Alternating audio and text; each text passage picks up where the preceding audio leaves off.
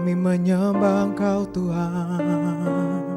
Kami nyatakan tiada Allah yang lain dalam hidup kami. Kami bersyukur Tuhan. Haleluya.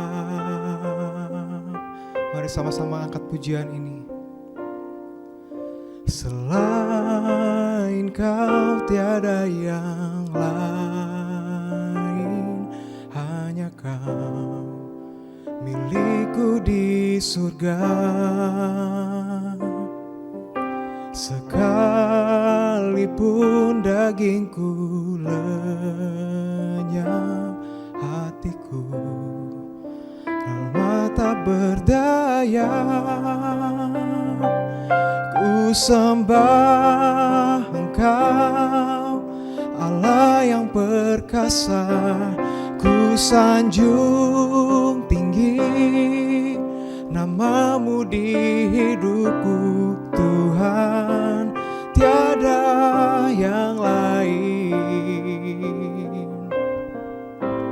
Hanya Kau satu di hatiku.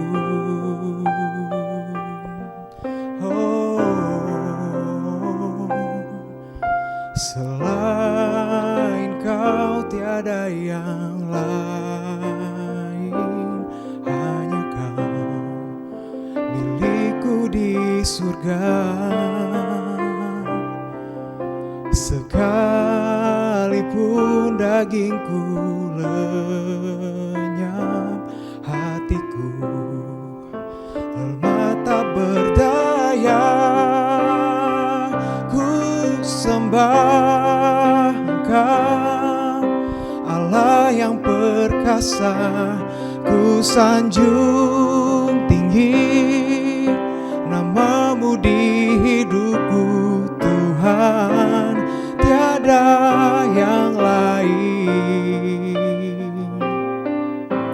Hanya Kau satu di hatiku. Oh, ku sembah Engkau, Allah yang perkasa. Ku sanjung tinggi namamu di hidupku Tuhan, tiada yang lain. Hanya Kau satu di hatiku Tuhan, tiada yang lain. Hanya Kau satu di hatiku Tuhan, tiada yang lain. Hanya Kau satu di hatiku. Oh, kami menyembah Engkau, Allah yang setia. Engkau satu-satunya Tuhan dalam hidup kami. Engkau penolong dalam hidup kami. Engkau memberkati kami. Terima kasih Tuhan. Kami bersyukur padamu. Kami naikkan sembah kami.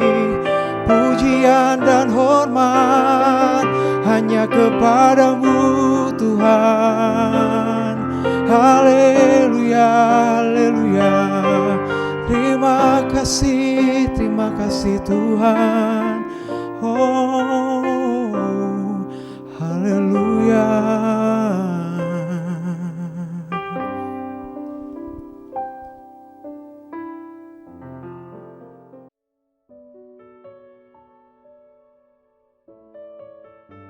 Shalom, selamat pagi. Mari kita buka bersama-sama Filipi pasal 3 ayat 4 bagian B sampai ayatnya yang ke-11. Filipi pasal 3 ayat 4 bagian B sampai ayatnya yang ke-11 saya bacakan. Jika ada orang lain menyangka dapat menaruh percaya pada hal-hal lahiriah, aku lebih lagi. Disunat pada hari ke-8 dari bangsa Israel, dari suku Benyamin, orang Ibrani asli. Tentang pendirian terhadap hukum Taurat, aku orang Farisi. Tentang kegiatan, aku penganiaya jemaat. Tentang kebenaran dalam mentaati hukum Taurat, aku tidak bercacat. Tetapi apa yang dahulu merupakan keuntungan bagiku, sekarang kuanggap rugi karena Kristus. Malahan segala sesuatu kuanggap rugi karena pengenalan akan Kristus Yesus Tuhanku lebih mulia daripada semuanya. Oleh karena dialah aku telah melepaskan semuanya itu dan menganggapnya sampah, supaya aku memperoleh Kristus dan berada dalam Dia bukan dengan kebenaranku sendiri karena mentaati hukum Taurat, melainkan dengan kebenaran karena kepercayaan kepada Kristus, yaitu kepercayaan yang Allah anugerahkan berdasarkan kepercayaan. Yang ku kehendaki ialah mengenal Dia dan kuasa kebangkitannya dan persekutuan dalam penderitaannya, di mana aku menjadi serupa dengan Dia di dalam kematiannya, supaya aku akhirnya beroleh kebangkitan dari antara orang mati. Saudara, pada dasarnya manusia itu butuh pengakuan dari manusia lainnya. Semua orang ingin diakui kehebatannya, ingin diakui pintar, ingin diakui gagah, ingin diakui cantik, ingin diakui status sosialnya karena keturunan dan hal-hal yang lain. Teks Alkitab yang kita baca tadi adalah sebuah surat yang Rasul Paulus kirimkan untuk jemaat di Filipi, di mana mereka juga menghadapi ada banyak ajaran-ajaran sesat waktu itu yang mengatakan bahwa keselamatan yang mereka miliki itu harus disempurnakan dengan berbagai hal. Ada ritual-ritual di sana, harus disempurnakan dengan berbagai upacara-upacara tertentu, dan pada akhirnya ini membawa mereka pada sebuah kebanggaan-kebanggaan lahiriah di sana, suku mereka, ras mereka, dan sebagainya. Jadi mereka membanggakan hal-hal itu, sehingga Paulus kemudian menjelaskan, kalau kalian membanggakan hal-hal itu, saya, kata Paulus, harusnya punya kriteria yang lebih lagi untuk membanggakan itu semua. Kalau kita baca tadi di bagian teks yang kita baca, dia katakan aku orang Ibrani, disunat pada hari ke-8, dia memenuhi kriteria tersebut. Dia katakan tentang kegiatan aku penganiaya jemaat, aku orang Farisi yang tidak bercacat dalam menjalani hukum Taurat dan sebagainya, Paulus tuliskan. Tetapi lalu dia menjelaskan bahwa pengenalannya akan Kristus membuat dia menganggap semua apa yang dahulu dia anggap sebagai keuntungan menjadi sebuah kerugian, bahkan dianggap semuanya sampah.